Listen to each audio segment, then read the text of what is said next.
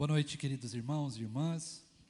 Graça e paz a todos. Mais uma vez é uma alegria, um grande privilégio poder compartilhar com os irmãos a respeito daquilo que nós temos de mais precioso nas nossas vidas, que é a palavra de Deus. Esse tempo muito especial de púlpito, um tempo de ouvir a palavra, de nos consagrarmos ao Senhor, ouvindo a sua palavra, de sermos transformados. Não é um tempo apenas de ouvir, mas é um tempo onde o Senhor mesmo, ao falar conosco, vai nos transformando. Isso é um grande privilégio, um tesouro que não vem de nós, mas é sobrenatural da parte de Deus. Toda pregação é sempre um milagre quando ela é pregada fielmente, né? Quando a palavra é fielmente exposta. Nós então somos transformados não por homens, não pelas palavras humanas, mas pelo próprio agir do Espírito Santo na palavra. Por isso eu quero te convidar para que nós possamos continuar aquilo que nós temos falado a respeito dos relacionamentos, sejam com Deus, com o próximo ou com você mesmo. E para isso eu quero te convidar para continuarmos lá em Gênesis capítulo 28, livro das primeiras coisas, da criação, Gênesis, dos inícios, dos começos, Gênesis capítulo 28. Nós leremos nesta semana apenas os versículos de número 1 até o versículo de número 9, um texto bastante curto, um trecho conhecido já de todos nós. Gênesis capítulo 28, versículos de 1 a 9. Palavra do Senhor, queridos, em Gênesis capítulo 28, do versículo 1 ao versículo 9, nos diz assim: Isaque chamou Jacó e, dando-lhe a sua bênção, lhe ordenou, dizendo: Não escolha uma esposa dentre as filhas de Canaã. Levante-se e vá a Padã-Arã, a casa de Betuel, pai de sua mãe, e tome lá por esposa uma das filhas de Labão, irmão de sua mãe. Que o Deus Todo-Poderoso o abençoe, faça com que seja fecundo e o multiplique, para que você venha a ser uma multidão de povos. Que ele lhe dê a bênção de Abraão a você e a sua descendência, para que você possua a terra de suas peregrinações, concedida por Deus a Abraão. Assim, Isaque despediu Jacó, que se foi a Padã-Arã, a casa de Labão, filho de Betuel, o arameu, irmão de Rebeca, mãe de Jacó e de Esaú. Esaú viu que Isaque havia abençoado Jacó, e o havia mandado a Padã-Arã, para tomar de lá esposa para si, e que, ao abençoá-lo, lhe havia ordenado que não escolhesse uma esposa dentre as filhas de Canaã. Soube também que Jacó, obedecendo ao seu pai e à sua mãe, havia ido a Padã-Arã. Sabendo também que Isaque, seu pai, não via com bons olhos as filhas de Canaã, Esaú foi à casa de Ismael, e além das mulheres que já tinha, tomou por mulher a Malate, filha de Ismael, filho de Abraão, e irmã de Nebaiote. Vamos orar. Deus bendito, nós louvamos o Teu nome, Deus, pela Sua palavra que lida, e agora que meditamos na Sua palavra, Deus, que o Senhor ilumine os nossos corações e derrame de graça sobre nós, para que ao ouvirmos a Tua palavra sejamos profundamente transformados pelo Senhor. Age em nós com graça, com poder, Deus, com autoridade, usa a Tua palavra nessa noite, fala profundamente ao nosso coração. Nós amamos e adoramos ouvir a Tua palavra, e principalmente amamos ouvir a Tua palavra quando ela nos transforma e nos faz cada vez mais parecidos com o Senhor. Louvado e engrandecido seja o Teu nome, Deus, pela Tua palavra. Fala conosco em nome de Jesus. Amém. Irmãos, esse texto, ele traz uma característica muito diferente do que estava sendo vivenciado pela família da fé, pelos patriarcas até então, sejam eles Abraão e Isaque. Ao chegarmos na vida de Jacó, nós percebemos que a bênção de Deus, ela é ministrada, ela é entregue, ela é dada a Jacó em meio a um grave conflito familiar. Não é algo que vem pacificamente.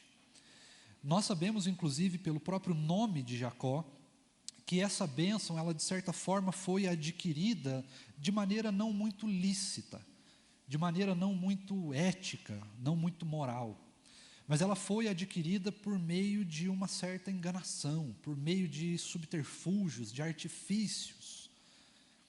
Podemos até dizer, de certa forma, de uma maneira jocosa e maldosa, que Jacó ele deu um jeitinho brasileiro de conseguir ali a sua bênção, né? Aquilo que deveria ser de fato para ele. Embora existia na vida de Jacó uma profecia que garantia que ele conseguisse adquirir essa bênção por meio de Deus, houve, de certa forma, uma antecipação de Jacó para conseguir essa bênção por meios humanos, por meios naturais.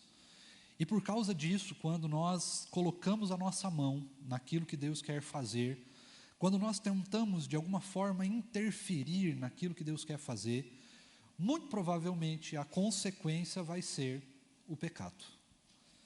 Deus criou todas as coisas perfeitas, e ao ouvir ou dar ouvido à serpente e colocar a mão na fruta que não deveria ter sido comida, surge o pecado. E é sempre assim nas nossas vidas, quando nós nos deparamos com a vontade de Deus frente à nossa. A nossa vontade sempre milita e tenta subjugar a vontade de Deus, que é insubjugável, que não pode ser frustrada em hipótese alguma. Mas por causa da nossa ação humana, e por causa da ação de Jacó, nesse texto especificamente, nós percebemos que todo o processo de passar a bênção não ocorreu num processo de paz, mas pelo contrário, aconteceu em um momento de conflito familiar, ou desencadeou um grande conflito familiar entre ele e o seu irmão. Só que um conflito familiar nunca envolve apenas duas pessoas, mas ela envolve o ciclo completo da família, né? O seio da família completo. Se uma pessoa dentro da família passa por dificuldade, e assim também é dentro da igreja, por exemplo, todos nós nos empenhamos, ou pelo menos deveríamos nos empenhar, para que aquele problema, para que aquela situação seja resolvida, seja solucionada. Ou pelo menos, se não é possível solucionar, pelo menos que o sofrimento que ela causa seja diminuído. E quando nós olhamos para essa família, nós percebemos aqui duas coisas que são as lições para nós nesta noite. Apenas duas. Eu não quero fazer uma exposição longa desse texto, demonstrando as características do que foi prometido a Jacó na sua bênção, mas eu quero trazer aos irmãos algumas reflexões a respeito de como nós vivenciamos o relacionamento com o próximo e com Deus, e como essas coisas afetam todo o nosso viver, toda a nossa existência. Em primeiro lugar, eu queria trazer à sua memória a lembrança do que aconteceu com Jacó por causa do que ele fez. E aqui você vai perceber que, por causa do que ele fez, por causa de ter enganado o seu irmão, de ter tomado a bênção em uma hora inadequada, inapropriada, o Senhor, Ele não simplesmente vai depositar, vai entregar a Jacó uma bênção. A bênção já estava sobre Jacó, já estava sobre ele, mas ela ainda não foi efetivada. Diferente de como foi com Isaac e com Abraão. Quando eles receberam a bênção, já estavam capacitados para operar essa bênção, né? Para usufruir dela, para utilizar dela. Eles já estavam amadurecidos o suficiente para poderem lidar com essa bênção, mas Jacó não. E por causa da forma que Jacó adquiriu a bênção, ele não vai poder usufruir da bênção, mas ele vai precisar primeiro ser amadurecido. Ele primeiro vai precisar passar por grandes tribulações na sua vida. E de certa forma, para aqueles que conhecem a história, sabem o que vai acontecer com ele daqui para frente, sabem que ele passou uma conversa no seu irmão, né, e conseguiu enganá-lo, e agora o seu sogro vai passar uma conversa nele e vai conseguir enganá-lo. Ou seja, para ser curado do seu pecado, para que a sua natureza pecaminosa, aquilo que definia a sua identidade, que era a enganação, ele vai precisar sofrer na própria pele aquilo que ele mesmo causou a outras pessoas. No caso em específico, ao seu irmão, né? Mas como nós sabemos, se ele era enganador de fato, ele provavelmente não deve ter tido essa atitude apenas com o seu irmão. mas devia ser algo corriqueiro e padrão na sua vida. No entanto, o Senhor precisa então agora, a partir de agora, transformar a sua vida. E aí nós vamos olhar algumas características do início dessa transformação e nós vamos continuar, se assim Deus permitir, olhando essa transformação nos próximos capítulos, né, nas cenas dos próximos capítulos. Mas a primeira coisa que eu queria que você olhasse com um certo carinho a respeito da vida dele, desse processo de amadurecimento, é que a primeira coisa que acontece com ele é que ele é mandado embora. É que ele não pode mais estar no seu local de conforto. O local de conforto dele era a sua família. Família essa que era extremamente bem-sucedida e bastante abastada financeiramente falando. Pelo menos nos padrões da época, que o dinheiro era contado por camelo e ovelhas, coisas do gênero, né? Então, a primeira providência de Deus é removê-lo desta zona de conforto. E isso também serve para nós. É claro que eu não estou incentivando você a sair pelo mundo afora, aí, né? Não é nada disso, ou você, pai e mãe, mandar seus filhos embora de casa, não é isso, a menos que haja necessidade, mas não é o contexto geral, né? Mas é preciso que quando nós vamos fazer um certo tratamento na nossa vida, quando a gente vai mudar alguma coisa, quando as mudanças vêm sendo da parte de Deus, nós vamos ser tirados da nossa zona de conforto.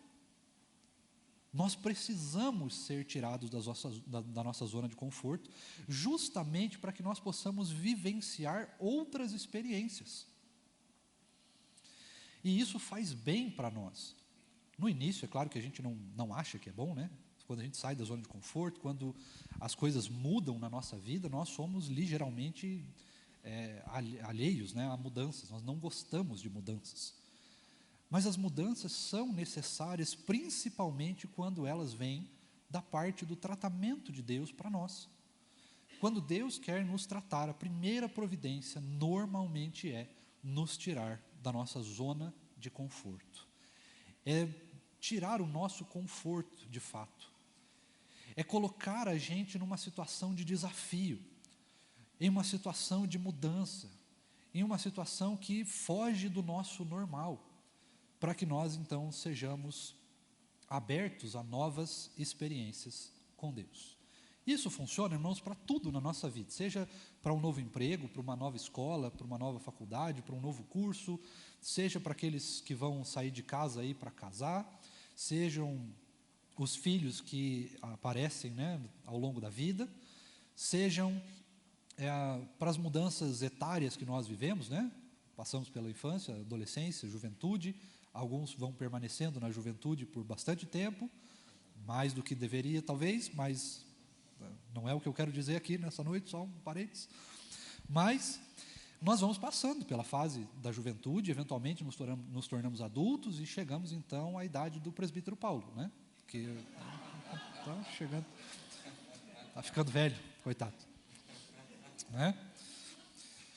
Eu ia falar do presbítero Luiz Alves, mas eu já zoei tanto ele no púlpito que é melhor não.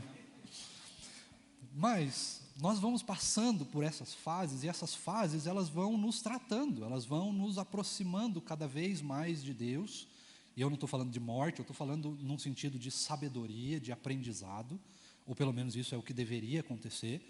Conforme os dias vão se passando, nós vamos enfrentando diversas coisas ao longo da vida, diversas mudanças. E essas mudanças servem justamente para que Deus nos tire da nossa zona de conforto e trate o nosso coração à luz da sua palavra, à luz da sua vontade. E é exatamente isso que ele fez com Jacó. Você vai se lembrar, eu creio, pelo menos que você vai se lembrar, que no início da vida de Jacó, o texto da palavra de Deus nos fala que o irmão dele saía para caçar. Você lembra disso? Era uma pessoa que saía para caçar, que gostava do ar livre, né, de sair por aí. E Jacó era dado às tendas, né, ficava em casa, era um cara mais pacato, mais tranquilão, ficava mais na dele, né, mais na boa. E agora a situação ela se inverte, porque Deus está tirando ele desse conforto familiar e levando ele para desafios, para que ele pudesse então ser tratado na sua natureza. A natureza de Jacó precisava ser tratada, ele precisava ser refeito, reconstruído, para que ele então pudesse desfrutar completamente daquilo que Deus deu para ele, que foi a bênção dos patriarcas, a bênção da aliança. Ele não podia desfrutar disso enquanto ele vivesse na sombra da sua natureza pecaminosa, sendo um enganador. E é justamente por isso que nós vamos perceber que ao final dessa trajetória de amadurecimento, de cura, de transformação, o nome de Jacó, a sua natureza vai ser totalmente transformada. Ele não mais será chamado de enganador, mas ele terá um novo nome, que nós vamos ver mais para frente. Então veja que a primeira mudança que Deus faz é essa, de tirar da zona de conforto, de levar para longe da família, de trazer novos desafios, de fazer com que ele estivesse totalmente e exclusivamente dependente de Deus nessa trajetória.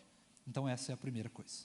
Segunda coisa que Deus faz no tratamento de Jacó. Deus coloca na sua possibilidade, ou melhor, Deus coloca uma possibilidade de que ele precisaria, em tempo oportuno, resolver o problema que ele mesmo causou com o seu irmão. E ao levá-lo para essa jornada, Deus dá a possibilidade de Jacó resolver as suas pendências com o seu irmão. Em primeiro lugar, ele vai fazer isso jogando Jacó na mesma condição que o seu irmão. O seu irmão foi enganado por ele e agora ele será enganado, ele será passado para trás. E isso vai fazer também com que ele perceba aquilo que ele fez, vai fazer com que ele amadureça e perceba e olhe, e vivencie aquilo que ele mesmo fez outras pessoas vivenciarem. Às vezes, irmãos, o tratamento que Deus vai fazer conosco não é um tratamento agradável, não é um tratamento pacífico. Às vezes, para que Deus nos tire da nossa, como é que eu posso dizer, a nossa condição pecaminosa, a prática do pecado, Ele vai precisar, como diz a canção, inclusive, e a própria palavra, Ele vai precisar nos quebrar. Nossa, pastor, que difícil isso, que duro. Sim, é duro mesmo. É ruim ouvir isso, eu sei. Mas infelizmente, irmãos, alguns pecados, eles só vão poder ser colocados à prova e só vão poder ser curados quando nós somos colocados em uma situação de grande confronto. Não pelos homens, não estou dizendo que é os homens que precisam te confrontar, mas pelo próprio Deus. As próprias consequências do nosso pecado, da nossa prática pecaminosa, vão nos indicando o caminho para a nossa própria restauração. É claro que você conhece aquela frase, aqueles que não vêm pelo amor, vêm. Bom, isso é mentira, isso não existe, isso não existe a menor possibilidade de Deus agir pela dor. Deus sempre age pelo amor. Mas às vezes acontece que nós vamos precisar ser confrontados, e o confronto não é bom. Não causa dor necessariamente, mas a frase, ela deveria ser que às vezes, por causa de certos comportamentos nossos, o amor de Deus vai nos confrontar, e por causa desse confronto, então nós sentiremos algum desconforto, alguma dor. Então, em segundo lugar, nós precisamos perceber que Deus vai tratar Jacó causando nele desconforto, causando nele insegurança, causando nele alguma dor, alguma vivência diferente do que ele estava vivendo até agora. Que era uma vida pacífica, tranquila, junto da sua família, sem grandes desafios, sem grandes oportunidades. Vivia uma vida pacata, mas agora ele será totalmente confrontado. E toda a sua natureza pecaminosa será exposta diante dele mesmo. E então, ele vai se defrontar com uma grande realidade que nós também precisamos nos confrontar, que é de fato a cura do pecado. Da onde vem a cura do pecado? Da onde vem a solução para o pecado da nossa vida? Senão, única e exclusivamente de Deus. Jacó vai ser colocado à prova, e tudo vai ser removido dele, tudo vai ser tirado dele, e ele vai ser colocado em uma situação onde a única possibilidade que ele tem é contar com Deus para fazer as coisas. Mas até aqui, ele estava vivendo a sua própria segurança, os seus próprios meios, os seus próprios métodos. Ele estava vivendo à sombra dos métodos desenvolvidos pela sua mãe e pelo seu pai. Mas agora, ele vai precisar ser colocado nessa posição de dependência exclusiva de Deus. E é isso que nos trata. Nós não podemos ser tratados quando nós vivenciamos as nossas próprias realidades, a nossa própria vontade. Mas nós precisamos viver de acordo com a vontade de Deus para as nossas vidas. Isso é o que nós devemos buscar de maneira muito efusiva. Nós precisamos buscar viver a vontade de Deus, e às vezes essa vontade vai nos trazer confronto. E ela precisa nos trazer confronto. Porque para vivermos a vontade de Deus, nós precisamos negar a nós mesmos. E aí sim, fazer a vontade dEle. Não é possível fazer a vontade de Deus, não é possível lutar contra o pecado quando nós queremos vivenciar a nossa própria vontade, quando nós queremos viver pelos nossos próprios sonhos e desejos. Mas antes, nós precisamos abrir mão deles, para podermos então viver a vontade e para a glória de Deus.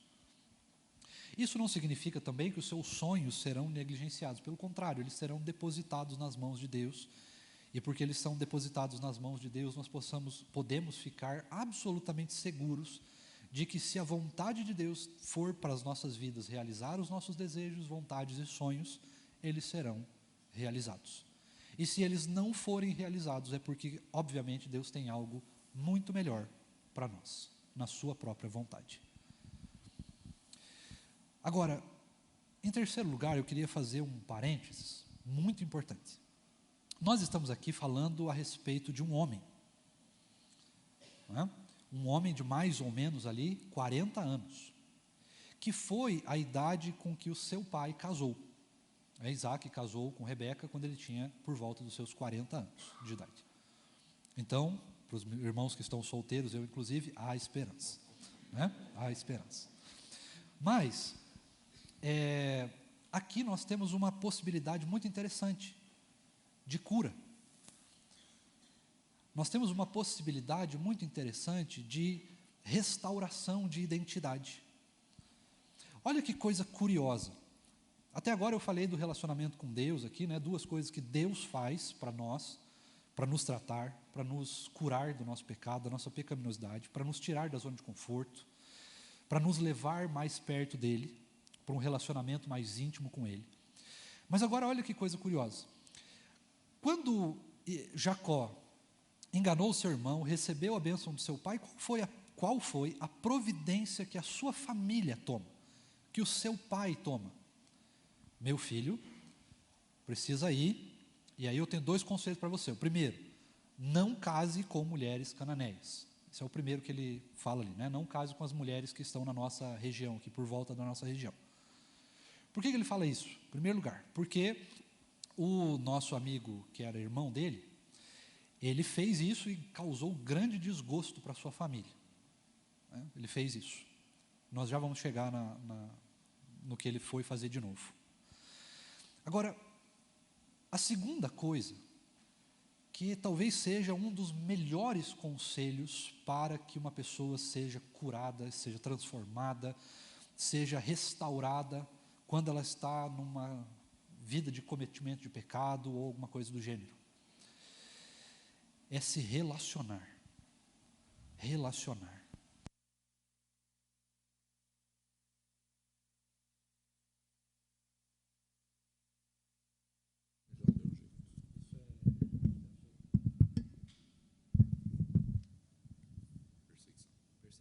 Só comigo que acontece isso. Tudo bem, tudo bem. Onde é que eu estava? Relacionar, isso, obrigado. A dura de não ter papel é isso, né? Duro de não ter papel é isso aí. Felizmente vocês estão prestando atenção, graças a Deus por isso. Nós precisamos, então, buscar relacionamentos, e aí isso perpassa pelas áreas da nossa vida, né? Nos relacionarmos, como a gente viu, com Deus, nos relacionarmos conosco mesmo, ou seja, o Jacó vai ser tirado da sua zona de conforto para que ele possa ter a experiência do que ele mesmo fazia com os outros, ou seja, ele vai ter que aprender o que ele fazia na própria pele, vai ter que sentir, né, as condições do pecado, né, as consequências do pecado, ele vai ter que sentir para que ele possa amadurecer, e ele vai precisar, então, buscar relacionamentos. E aí, aqui nós temos um parênteses muito interessante, né? Você quer resolver os problemas da vida de um homem, arranja uma mulher para ele.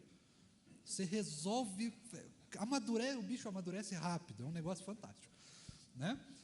E ele é mandado, então, para longe da sua família, para que ele possa encontrar uma esposa e possa também desfrutar aí da bênção de Deus, né? Nesse sentido.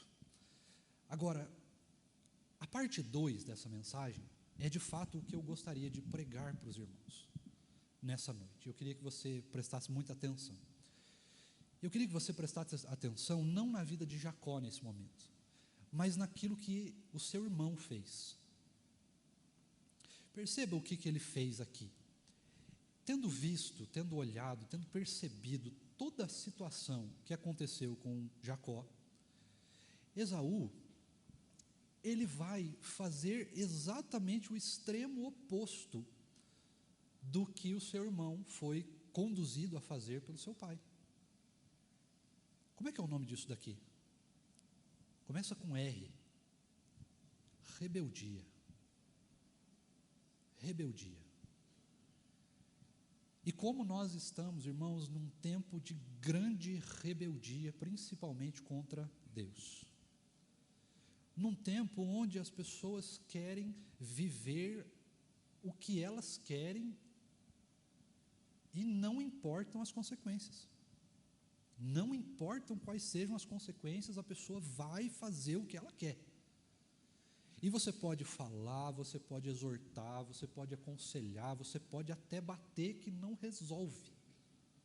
Não resolve, a pessoa não escuta, quer ver no gabinete pastoral. Meu Deus, como é difícil. Você quer saber a maior dificuldade de ser pastor? Vou te contar agora. Aí se um dia Deus te chamar, você pensa 2 vezes. É a gente chegar no gabinete pastoral, a pessoa falar, pastor, eu estou com isso. A gente fala, para resolver isso, faça isso. Aí a pessoa, amém, glória a Deus. Aí ela sai e ela não faz. Aí ela volta, eu não sei porque ela volta, mas ela volta, daí ela fala, pastor, estou com isso de novo. Você fez o que eu falei para você fazer? Não. Cara, não dá vontade de bater muito forte com a Bíblia na cabeça de um ser humano desse. Por quê? Isso nada mais é do que a nossa própria pecaminosidade se demonstrando em forma de rebeldia. Qual era a atitude certa que Esaú precisava ter? Chegar diante de Deus, chegar diante do seu pai, resolver a sua situação dependendo de Deus. Não dependendo da humanidade, do que ele queria, mas dependendo de Deus. Simplesmente chegasse para Deus e falasse o que estava acontecendo, orasse, clamasse ao Senhor que resolve os problemas, que resolve os conflitos. Era só isso que ele precisava fazer, e ele já estava errado, porque ele já tinha arranjado 2 esposas, e não era para arranjar 2 esposas naquela época, aliás, nem hoje. Nem hoje. Mas ele já estava incoerente, ele já estava em desacordo com a sua família. E aí, ao invés de olhar para essa situação, puxa, agora talvez seja a hora de resolver esse problema, né? Seja a hora de resolver esse conflito, talvez seja a hora de amadurecer os meus relacionamentos, talvez seja a hora de amadurecer a minha vida, de depender mais de Deus. Mas não, ele vai para o caminho oposto. Ele sai da presença da sua família e ele vai arranjar uma terceira esposa no lugar que não era para arranjar esposa. Aqui a gente pode fazer aquela brincadeira, né, dizer, ele foi arranjar esposa no mundo, né, em vez de ir na família de Deus, foi para a família de fora, né? Mas a verdade, irmãos, é que aqui nós temos uma expressão clara de única e exclusiva rebeldia contra a família, contra ele mesmo. Ele não queria fazer isso aqui. Ele fez de pirraça. Um homem de 40 anos, né, vivendo de pirraça. É o que eu falo dos jovens que amadurecem mais tarde, né? Mas ele vivenciou isso aqui, foi desabonar sua família de novo, foi constranger os seus pais de novo, foi trazer desgosto para a sua família de novo, para ele mesmo, para o próprio Deus, foi dificultar ainda mais a sua vida, quando a proposta de Deus estava mais clara do que nunca, que ele tinha que resolver os problemas, que ele precisava dar um jeito na sua vida, que ele não precisava vivenciar mais esse conflito, mas ele vai lá e piora tudo. E quando nós não resolvemos, irmãos, a pecaminosidade do nosso coração, a tendência é que nós vamos piorando as coisas, um pouquinho de cada vez, e vamos transformando a nossa vida em bola de neve, ou em bola de pecado, se você quisesse. Mas, às vezes você pode olhar para a sua vida e falar assim: pastor, eu até fiz umas coisas meio erradas aí, umas paradas meio ilícitas, uns negócios meio assim, mas no fim das contas eu estou bem.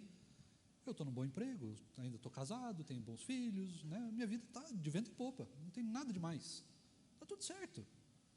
Então, como assim as coisas vão piorando? Bom, nós temos duas explicações. A primeira, se as coisas não estão piorando aqui, elas vão piorar depois, posso te garantir. Mas se as coisas não estão piorando aqui, a segunda explicação, que é talvez mais grave do que a primeira, é que provavelmente você não está nem aí para as consequências do pecado, e se você não está nem aí para as consequências do pecado, é porque você não tem vida com Deus. Não tem vida com Deus.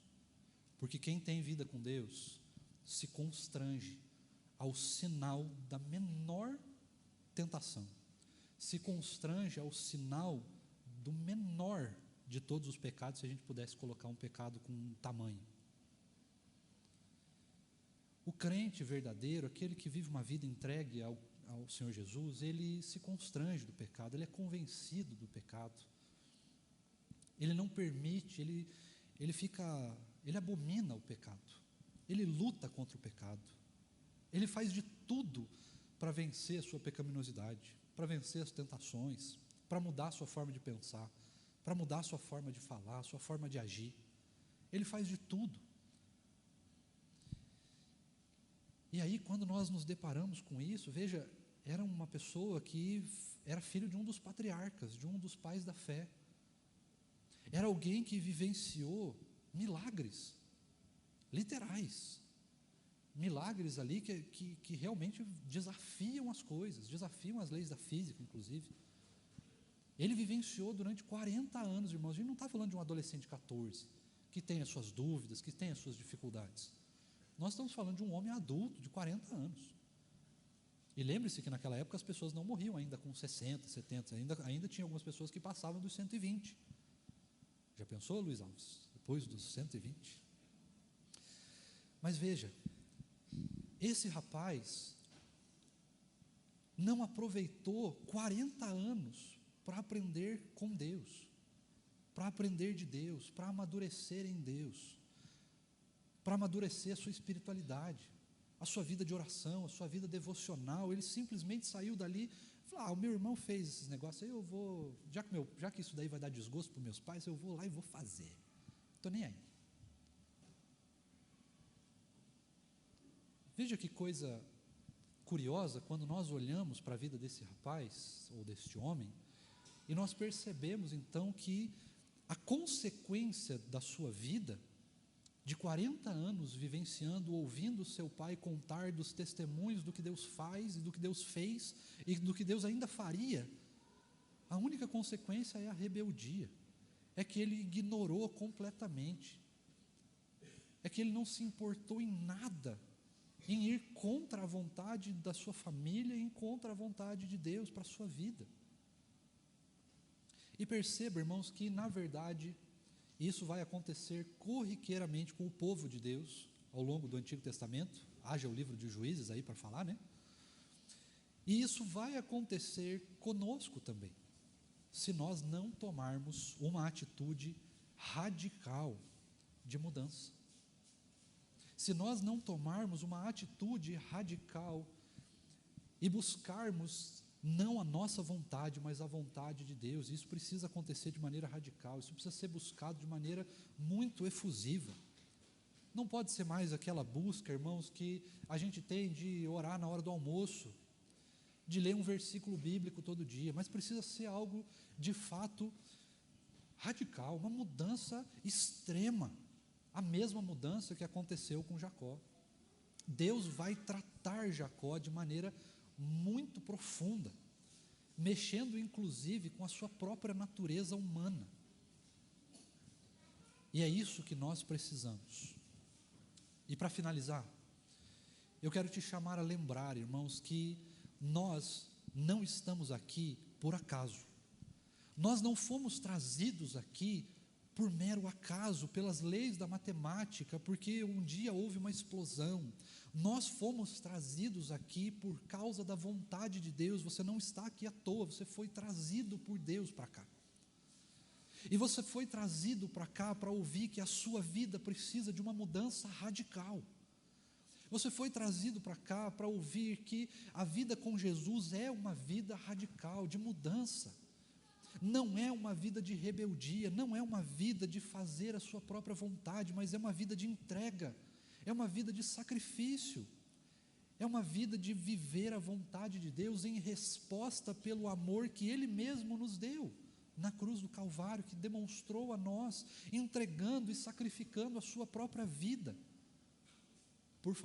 em favor de nós. É para isso que nós somos chamados. Nós não somos chamados para rebeldia. Um relacionamento com Deus não é um relacionamento de rebeldia, não é um relacionamento de vida de pecado, é um relacionamento de abandonar a vida de pecado, mesmo que ela seja boa, mesmo que ela seja confortável.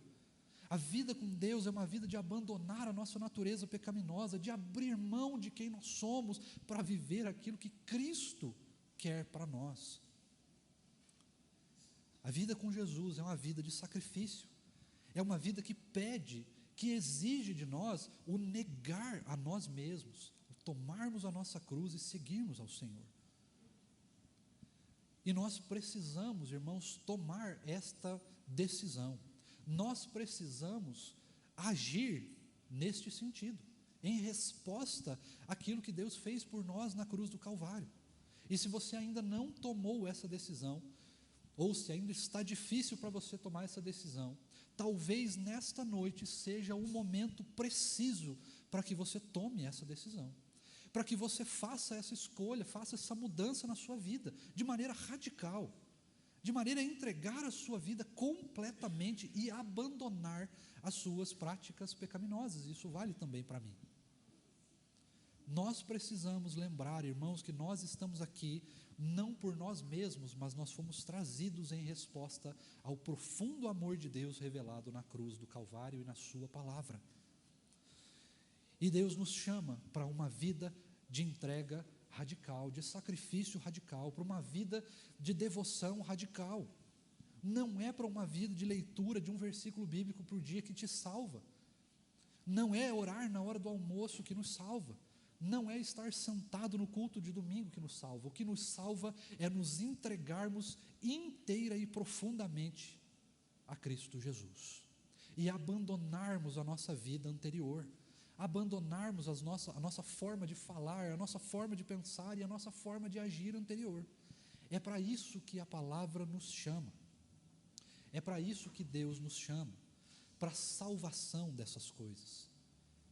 Deus nos chama para uma vida de santidade com Ele e para uma vida de abandono do pecado, para uma nova vida, para uma nova existência, para um novo nascimento, não para uma vida antiga, onde as velhas coisas permanecem, mas Deus nos chama para uma nova vida, para uma nova existência.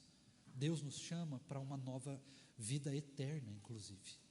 Não uma vida que se finda aqui, que acaba aqui, ou que termina em perdição, mas Deus nos chama para um caminho estreito, que leva para Ele mesmo, que leva para os seus próprios braços. É para isso que Deus nos chama, para uma vida de entrega radical a Ele mesmo. Nessa noite, irmãos, que você possa, assim como eu, refletir como está o andamento da sua vida, em todos os seus sentidos, e se você está agindo mais pela rebeldia do pecado, ou se você de fato já entregou completamente a sua vida por Cristo e você vive um cristianismo de fato verdadeiro. E um cristianismo verdadeiro é um cristianismo radical. É um cristianismo sem brechas, é um cristianismo sem arestas, é um cristianismo onde nós abandonamos os nossos desejos, a nossa vontade, nós abandonamos uma vida de pecados para nos entregarmos inteiramente a Cristo Jesus, em resposta ao que Ele mesmo fez por nós na cruz do Calvário, que também foi se entregar. O Senhor Jesus se entregou por amor de cada um de nós, e Ele está te chamando para uma nova vida com Ele, uma vida plena, perfeita, absoluta, eterna. Mas para isso, nós precisamos constantemente abandonar a nossa vida de pecado. Pastor, eu já abandonei minha vida de pecado, eu estou vivendo uma vida radical com Deus, então, amém. Mas isso precisa continuar, isso não pode parar, isso precisa sempre estar em voga na sua vida, desde a hora que você acorda até a hora que você dorme. Pastor, eu ainda não abandonei a minha vida de pecado e eu quero fazer isso. Você é convidado a fazer isso ainda nesta noite. Pastor, eu fiz isso, eu já abandonei a minha vida antiga, mas eu ainda não consegui abandonar este pecado. Esta é a noite então.